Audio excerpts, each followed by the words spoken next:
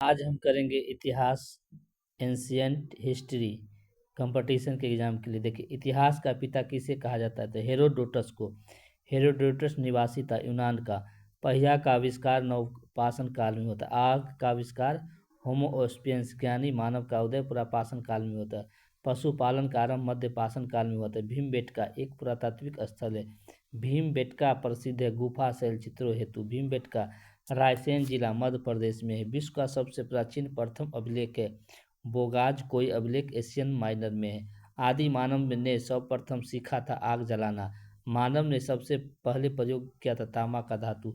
सबसे पहले पालतू बनाया गया था कुत्ता को। सिंधु सभ्यता का काल है 2500 से 1750 ईसा पूर्व। सिंधु घाटी सभ्यता थी आदि ऐतिहासिक। सिंधु सभ्यता प्रसिद्ध थी नगर नियोजन हेतु।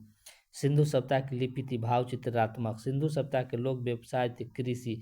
सिंधुवासी का मुख्य फसल था जौ और गेहूं। कपास की खेती आरंभ की गई थी सिंधुवासियों ने। सिंधु सभ्यता पूर्वी एवं पश्चिमी पूरा स्थल है क्रमशः आलमगीरपुर मेरठ उत्तर प्रदेश सुताकेंडा बलूचिस्तान। सिंधु सभ्यता उत्तरी और दक्षिणी क्रमशः कहाँ है? मांडा अखनूर जम्मू कश्मीर अहमदाबाद अहमदनगर महाराष्ट्र। आलमगीर स्थित है हिंडन नदी पर। अगला मांडा स्थित है चिनाब नदी के किनारे। सिंधु सभ्यता थी नगरीय सभ्यता। सिंधु सभ्यता विस्तार था त्रिभुजाकार। सिंधु सभ्यता का प्रमुख बंदरगाह लोथल है। लोथल स्थित है भोगवा नदी के किनारे। भारत में हड़प्पा विहत है राखी गढ़ी हिसार हरियाणा में घग्गर नदी के तट पर। सिंधुवासी पूजा करते थे पशुपति का।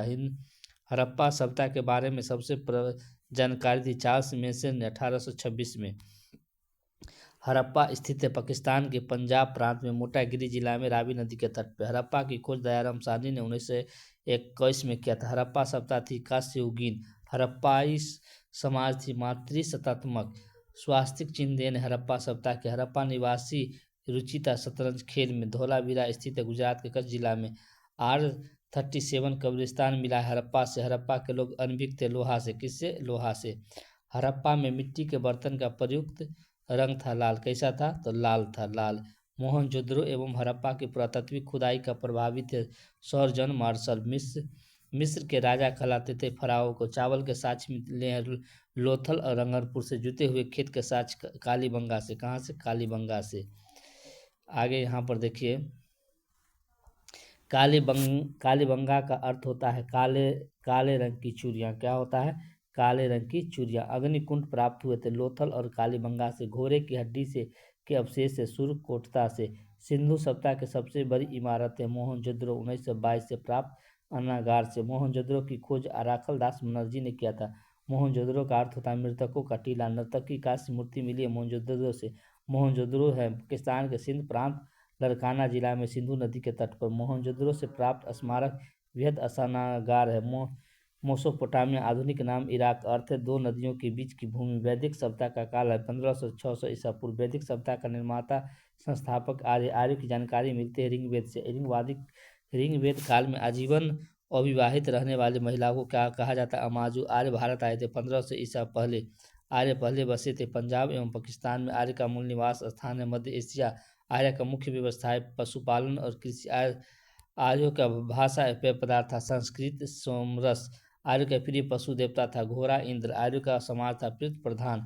वेद और वेदांगों की क्रमशः 4 एवं 6 है। सबसे प्राचीन वेद है ऋग्वेद सूक्त 1028। ऋग्वेद के संलग्न करता कृष्ण देव व्यान वेद व्यास। ऋग्वेद की ऋचाओं को पढ़ने वाले ऋषि को होत्री कहा जाता है। ऋग्वेद में सबसे बार वर्णित नदी है सिंधु।